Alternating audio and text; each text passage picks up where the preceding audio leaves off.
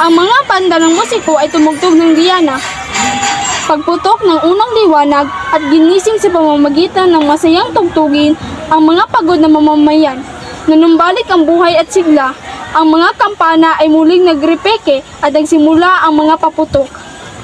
Isinuot ng mga tao ang kanilang pinakamagandang damit, lumabas sa taguan ang lahat ng alahas. Ang mga tahor at 10 ng mga mamumusta ay mga nakabarong na binurdahan. May mga butones na malaking brilyante, mabibigat na kadinang ginto at mapuputing sombrerong hipa-hipa. Ang matandang pilosopo lamang ang patuloy na gaya pa rin ng dati, nakabarong sinamay na may guhit na abuhin na nakabutones hanggang lieg, maluwag na tsinelas at malapad na sombrerong piyeltrong kulay abo. Malungkot kayo ngayon kaysa dati. Ayaw ba ninyong kami magsaya paminsan-minsan dahil marami kaming iiyak? Ang magsaya hindi katumbas ng gumagawa ng kabaliwan.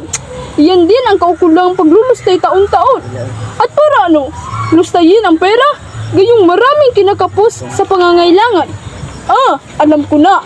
Iyan ang orgya, ang bakanan, para magsugpo ang hinagpisan ng lahat. Alam na ninyo, sangayon ako sa inyong mga pag-aakala. Pinagtatanggol ko, pero ano ang magagawa ko sa kura at sa kapitan? Magbitiw ng katungkulan. Napatanga si Don Filipo na sinundan na lamang ng tingin ang matanda. Magbitiw. Oo nga, kung ang katungkulan sanang ito'y isang karangalan at hindi isang pasanin. Ay oo na, ako'y magbibitiw. Ang Hermano Mayor sa araw na ito ay nagpalakad sa mga kalsada ng mga katulong para humanap ng mga bisita, gaya noong nagpiging na sinabi sa Ebanghelyo. Halos sa pilitang inanyayahan ang balana para tumikim ng tsokolate, kape, tsaa, matamis at iba pa. Hindi miminsan na ang pag-iimbita ay tila nagkaroon ng itsura ng nag-aaway. Gagawin ang Misa Mayor, ang misang tinatawag na Dalmatica, gaya ng sa kahapon na nabanggit na ang karapat dapat na tagapagpaulat.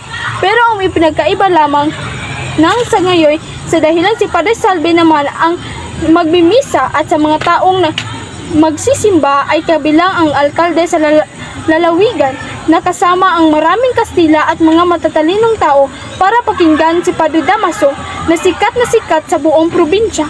Ang alperes naman, kahit pa dalang-dala na sa mga sermon ni Padre Salve, ay naroroon din para ipakita ang kanyang mabuting kalooban at makaganti kahit na paano sa mga masasamang sandali na ipinadanas sa kanya ng kura. Napakalawak ang kasikatan ni Padre Damaso kaya't hindi pa man ay isinulot na ng kabalitaan sa namamahala ng pahayagan ang ganito.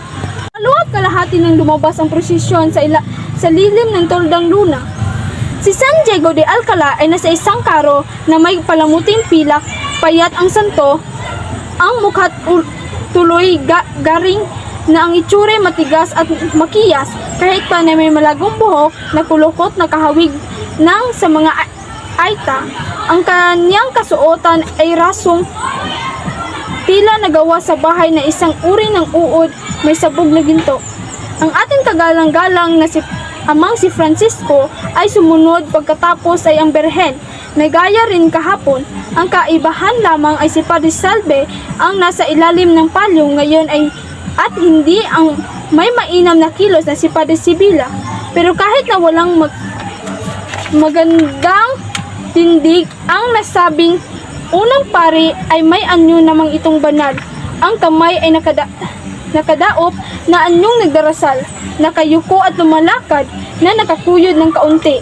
Ang mga may dala ng palyo ay ang mga kabesa rin na pinagpapawisan sa kanyang loob dahil sa nagagampanan nila ang maging parang sakristan, maniningil ng buwis, tagatubos ng mga taong bulakbol at maralita, at dahil dito yung mga Kristong nagdudulot ng kanilang dugo dahil sa kasalanan ng iba.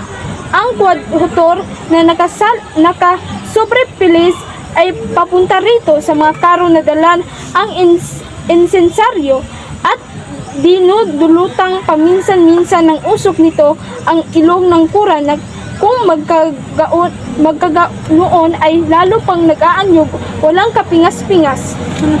Yun ay naglalakad ng marahan at banayad na sinasabayan ng mga paputok, awit at malumanay na tunog na itinatapon ng mga banda musiko na sumusunod sa bawat karo.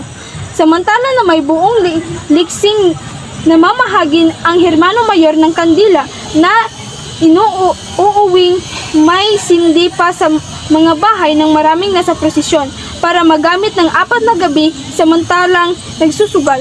Marubdob na nagsisiluhod ang mga nanonood pagdaraan ng karo ng Ina ng Diyos at matimping nagdarasal sila ng mga krido. Sa tapat ng isang bahay na may mariringal na kurtina, ang mga binata na dinudungawan ng alkalde ni Kapitan Tiago, ni Maria Clara, ni Ibarra, ilang Kastila at mga dalaga ay huminto ang karo. Napataas ang tingin ni Padre Salve, pero hindi kinakitaan sa kanyang mukha ang anumang anyong pagbati o sila'y nakilala man lamang. Wala itong ginawa kundi ang dumiretso ng lakad at ang kapapluvial ay nabalabal na lubhang maayos at makisig sa kanyang balikat.